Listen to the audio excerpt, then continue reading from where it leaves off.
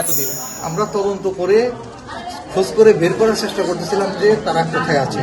তারপরে এটার জন্য আমরা তথ্য প্রযুক্তি ব্যবহার করতেছিলাম। তাদের মোবাইলগুলো বন্ধ হয়ে গেছে। একটা মোবাইলই শুধু কেবল ভদ্র মহিলার মোবাইলটা অন হয়েছিল ঢাকাতে।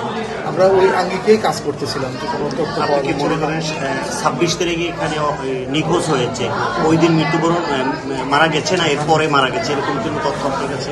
এইটা আসলে পোস্টমর্টমের ডাক্তার অবশ্যই সার্টিন হইতে পারবে। শীতের সময় হইতে পারে ওই সময়কারই, বা এর দু একদিন পরও হইতে পারে সেটা। আচ্ছা ওসি সাহেব, আমার আরেকটা প্রশ্ন ছিল। আর নিহত স্বজনরা দাবি করছিল, তারা বারবার জানিয়েছে যে আমার ভাগ্নি এখানে পড়তে এসেছে, তারপর থেকে মিসিং। আপনার যে তদন্তকারী কর্মকর্তা, সে কি একবার ওই বাড়িটি দেখতে এসেছিল? টিউশনে যার কাছে করে বা যার কাছে পড়ে তার সাথে কথা হয়েছে কিনা, বাড়ির ভিতর দেখেছে কিনা? এই বাড়িতে আসছে এবং এই বাড়ির যে টিচার তাকে ডেকে থানায় নিয়ে গেছে। থানায় নিয়ে তাকে জিজ্ঞাসাবাদ করছে, এই ঘটনার বিষয়ে জিজ্ঞাসাবাদ করছে এবং তিনি বলছেন যে মেয়ে পড়া আমার কাছ থেকে পড়তে আসছিল, পড়ে চলে গেছে। আবার আমরা সিসিটিভি ফুটেজও দেখলাম ওই তারিখে, মেয়ে যে চলে গেছে সেটা সিসিটিভিতেও আছে। আপনি চলে যাওয়ার পরে আবার যে মেয়ে কখন আসছে সেই জিনিসটা আর পরবর্তী অবস্থাটা দেখেনি। আমরা জানতে পারলাম ওই মেয়েটা ওই মা এবং মেয়েকে পাওয়া যাচ্ছে না। এইভাবে বাবা একটা ডায়েরি করে। তো এর এক সপ্তাহ পরে 2 তারিখ বা 3 তারিখে আবার একটা উনি সন্দেহ করে যে তাদেরকে কেউ অপহরণ করতে পারে। তখন আমরা আবার একটা নিয়মিত মামলা রুজু করি। মামলা রুজু করে আমরা এটা তদন্ত করতে থাকি। তো মায়ের মোবাইল নাম্বার ট্রেস করতেছি, পরে ঢাকায় মায়ের মোবাইল নাম্বারের একটা লোকেশন পাওয়া গেছে, একবারই অন করা হচ্ছে। আমরা ওইভাবে কেন্দ্র করে মায়ের বাবার বাড়ি আবার ঢাকাতে, সেদিকে ইয়ে করে আমরা কাজ করতেছিলাম।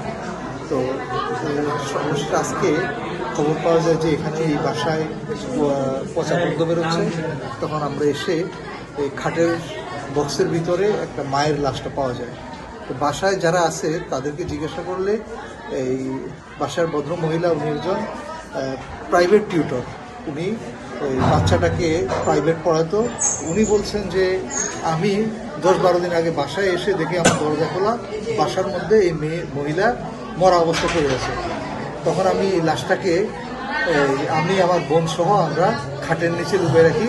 এরপর থেকে আমরা এই বাসায় থাকছি, খাচ্ছি, এই অবস্থায় আছি যে তাদের এটা নিয়ে কোনো মাথা ব্যথা নেই এবং তারা কোনো গন্ধও পাচ্ছে না। কতদিন যাবত বাসায় রাখছে? তারা সোমবারের আগের সোমবার এই কথাটা বলতে পারি। তারা বলছে সোমবারের আগের সোমবারে আমরা ধরলাম 12 দিন 15 দিন এই ধরনের আগে যে তারা এই লাশটা এখানে সে পাইছে, পেয়ে সে লাশ পেয়ে খাটের নিচে রাখছে। কিন্তু মেয়ের লাশের ব্যাপারে তারা কোনো কথা বলে নাই। এরপরে তাদেরকে আমরা জিজ্ঞাসাবাদের জন্য থানায় নিয়ে গেছি।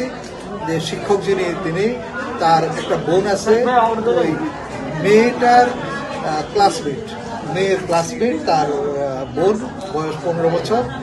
আরেকটা ছোট মেয়ে আছে, বোন আছে, তার বয়স 11 বছর। এবং ওই শিক্ষক মহিলা যিনি, ওনার হাজবেন্ড। এদের 4 জনকে আমরা থানায় জিজ্ঞাসাবাদের জন্য নিয়ে গেছি।